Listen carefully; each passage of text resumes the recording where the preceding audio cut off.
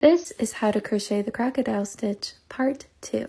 We just finished our first foundation row in part 1, and now we're going to work on the scales. For this, we're going to pivot our work so that the very left double crochet is facing the top, and then we're going to add 5 front post double crochet around that post. If you don't know how to do the front post double crochet, let me know in the comments and I'll link that video below. But for this row, instead of turning, we are going to pivot it back and forth, and you'll see that in a moment.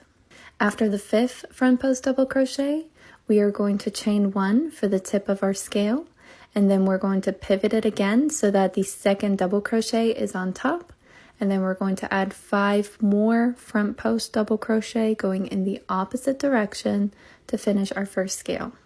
Now in this video, I'll show you how to do the first 2 scales, but the repetitions are going to be the same for the rest of the row, and then I'll show you how to finish your row.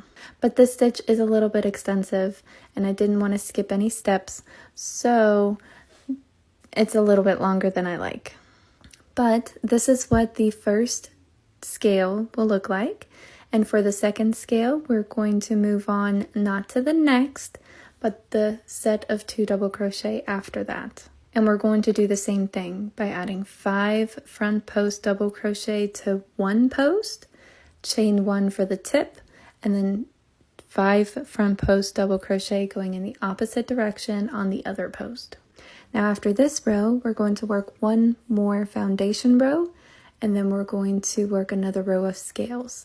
Now for that row, our scales are going to be worked into the sets of 2 double crochet that we're skipping in this row to kind of create that offset effect, like a shingles effect. But we'll get to that in part 4 because I made a whole extra part for the next foundation row. Now, after you finish your scales for the row, what we're going to do is slip stitch into the center of the last scale. We're not going to chain or anything, just slip stitch into the very center. So that's the last row, last scale of the row, add a slip stitch, and that's it. Check the comments for part 3.